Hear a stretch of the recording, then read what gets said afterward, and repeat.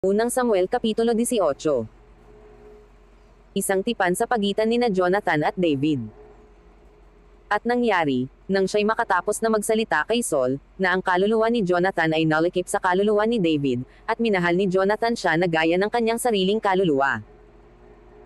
At kinuha siya ni Saul ng araw na yaon, at hindi na siya tinulutang umuwi sa bahay ng kanyang ama. Nang magkagayoy si Jonathan at si David ay nagtibay ng isang tipan, sapagkat minahal niya siya na gaya ng kanyang sariling kaluluwa. At hinubad ni Jonathan ang kanyang balabal na nakasuot sa kanya, at ibinigay kay David, at ang kanyang kasuotan pati ng kanyang tebak, at ng kanyang busog at ng kanyang pamigkis. Itinaas ng Israel si David kaysa kay Saul. At lumalabas si David saan man syuguan ni Saul, at siya'y nagpakabit, at inilagay ni Saul siya sa mga lalaking mangdidegma, at minabuti ng paningin ng buong bayan, at gayon din ng paningin ng mga lingkod ni Saul.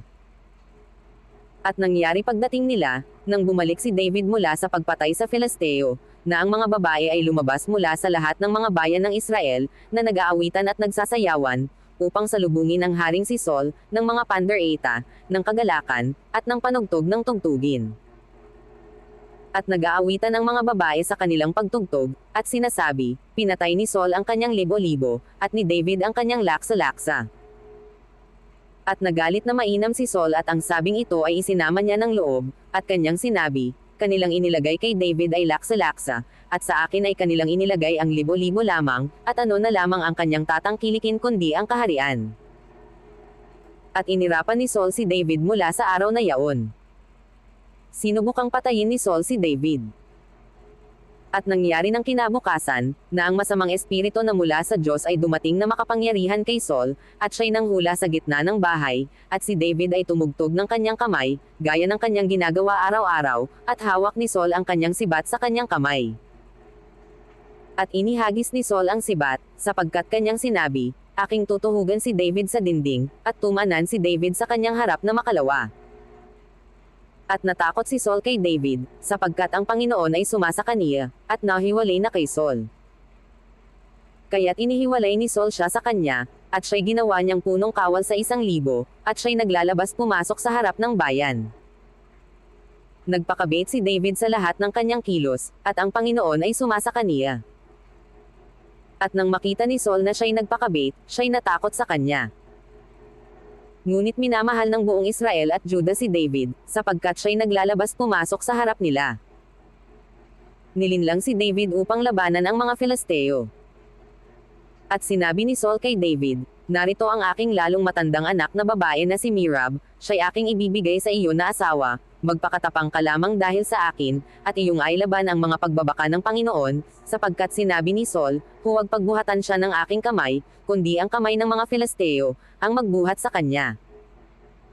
At sinabi ni David kay Saul, sino ako at ano ang aking buhay, o ang sangbahayan ng aking ama sa Israel, upang maging manugang ako ng hari. Ngunit nangyari na sa panahong ibibigay kay David si Merab na anak na babae ni Saul, ay ibinigay na asawa kay Adriel na Maholatita. At sinisinta ni Michal na anak na babae ni Saul si David, at kanilang isinaysay kay Saul, at ang bagay ay ikinalugod niya. At sinabi ni Saul, aking ibibigay sa kanya siya, upang siya'y maging silo sa kanya, at upang ang kamay ng mga Filisteo ay maging laban sa kanya, kaya't sinabing ikalawa ni Saul kay David, ikaw ay magiging aking manugang sa araw na ito. At iniutos ni Saul sa kanyang mga lingkod, na sinasabi, makipag-usap kayo kay David ng lihim, at inyong sabihin, narito, kinatutuwaan ka ng hari at minamahal ka ng lahat ng kanyang mga lingkod, ngayon nga ay maging manugang ka ng hari. At sinalita ng mga lingkod ni Saul ang mga salitang yaon sa pakinig ni David, at sinabi ni David, inaakala ba ninyo na magaang bagay ang maging manugang ng hari, danggang ako'y isang dukhang tao at niwawalang kabuluhan.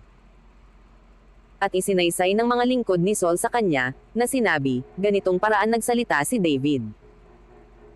At sinabi ni Saul, ganito ang inyong sasabihin kay David, hindi nagnanasa ang hari ng anumang bigay kaya, kundi 100 balat ng masama ng mga Filisteo, upang mapanghigantihan ang mga kaaway ng hari. Ang balak nga ni Saul ay maibuwal si David sa pamamagitan ng kamay ng mga Filisteo.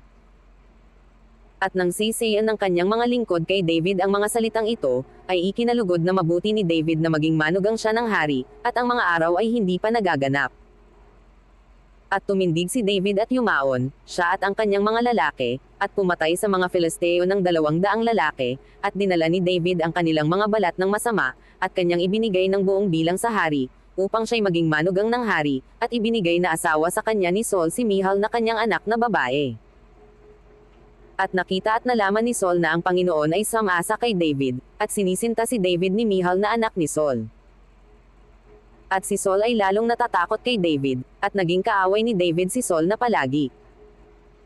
Nang magkagayo'y lumabas ang mga pangulo ng mga Filisteo, at nangyari, na sa tuwing sila'y lumalabas ay nagpakabit si David kaysa lahat ng mga lingkod ni Saul, sa gayon ang kanyang pangalan ay lalong namahal.